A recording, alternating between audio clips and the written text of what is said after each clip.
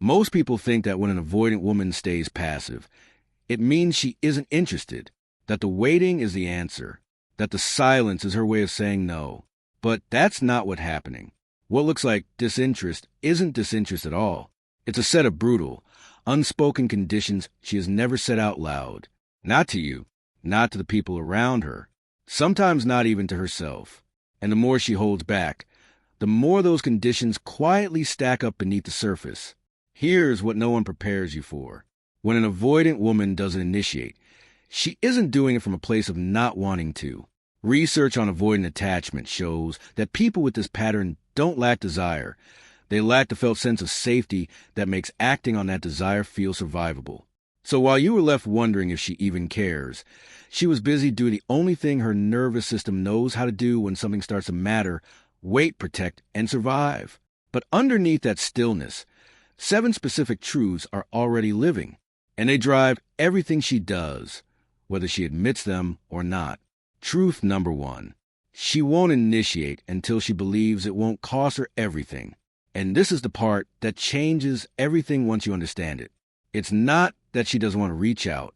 It's that reaching out to her nervous system feels like stepping fully exposed into open air with no guarantee of a safe landing. Because here's what most people never realize about avoidant women. The hesitation isn't triggered by your lack of effort. It's triggered by how much your effort is starting to mean. When someone is inconsistent or emotionally unavailable, her system knows how to stay level.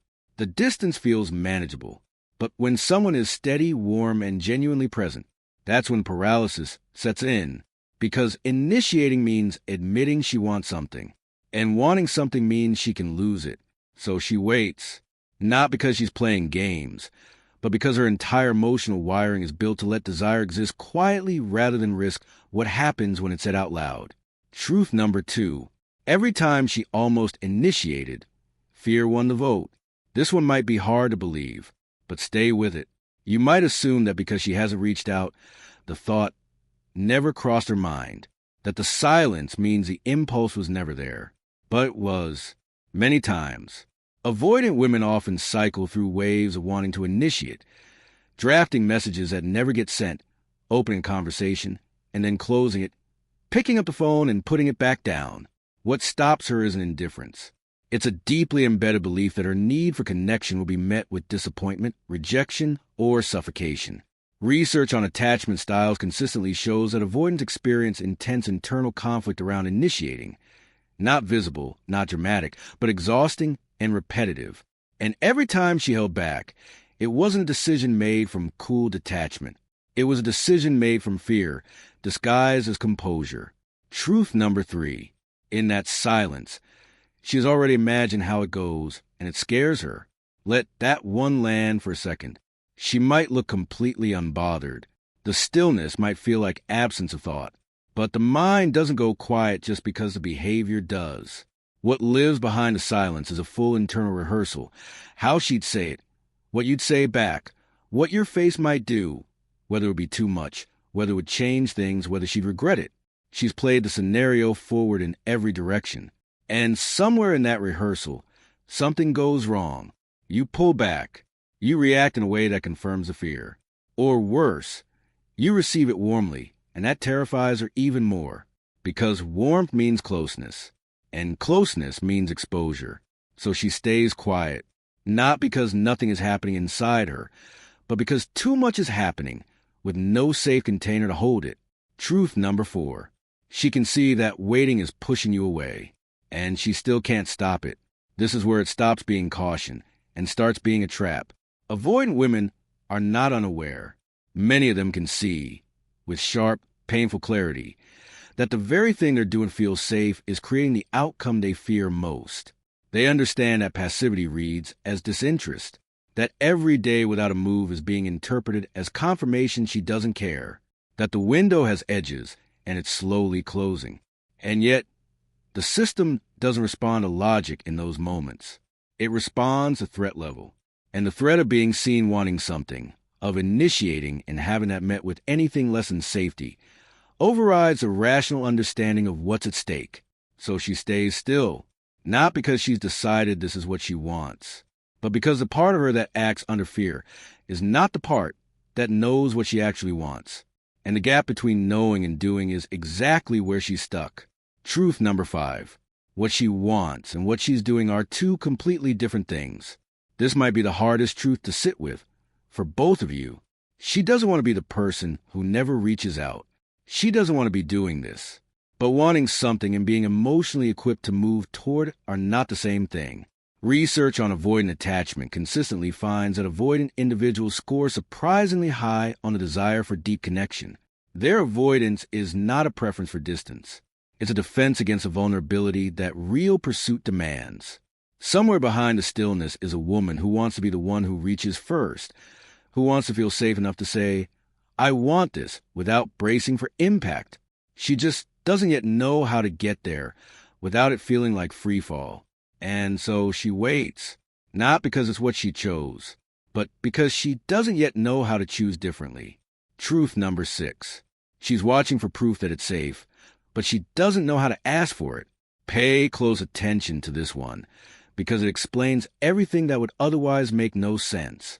Her passivity isn't permanent in her mind. It's a holding position. Most avoidant women in the middle of this stillness are not thinking this is over. They're thinking I can't go first yet. There's a meaningful difference between those two things. The problem is that yet has no defined endpoint. And while she's watching for the right signal, you're interpreting the silence as a closed door. She doesn't know how to say, I need to feel safe before I can be the one who moves. She doesn't have the language for it, or she's too deep in her own armor to reach for it. So instead she waits and watches your consistency, your patience, your lack of pressure, as a data point she's quietly collecting to decide whether reaching out is survivable. This is not a game. It is not calculated, but it is what it is. A woman standing at the edge of something she wants, completely unsure the ground will hold her. Truth number 7. What she's most afraid of is that she's already waited too long, and she knows she has no one to blame. This is the one that lives at the very bottom of everything. The one the silence is partly built to avoid ever facing. Because somewhere in the quiet, in all that deliberate, exhausting stillness, she knows. She knows the pattern she's running has a cost. That the person waiting on the other side had limits. That patience, however real, is not infinite. And the longer she waits, the sharper one specific fear becomes. Not that you'll eventually lose interest, but that you already have. That the moment has passed. That what she could have had, what she quietly knew she could have, is now slipping into past tense. And here's the cruelest part. This fear doesn't make her act. It produces more stillness, more waiting, more silence. While underneath all of that silence, the weight of what she may have already missed becomes the loudest thing in the room. Something she can't outrun. Something she can't suppress. Something that follows her quietly and relentlessly into every day she chooses to stay still. Here's what matters most, especially if you're the one who's been left wondering if she'll ever make a move. She isn't staying passive to keep you guessing. She's staying passive because her entire emotional system was built to survive vulnerability through stillness, and no one ever taught her a different way through it. The hesitation wasn't built against you.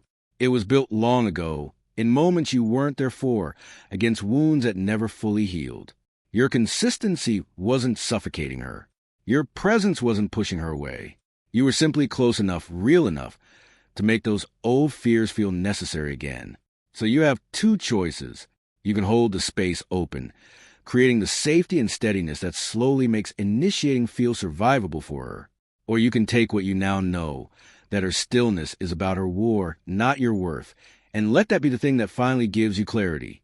Both choices are valid, but only one gives you your life back. And that choice starts right now.